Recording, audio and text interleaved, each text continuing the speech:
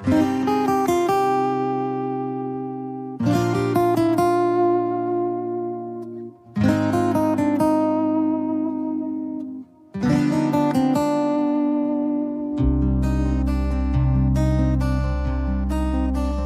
ये कैसे बताए कि वो तन्हा क्यों है, वो जो अपना था वही और किसी का क्यों है।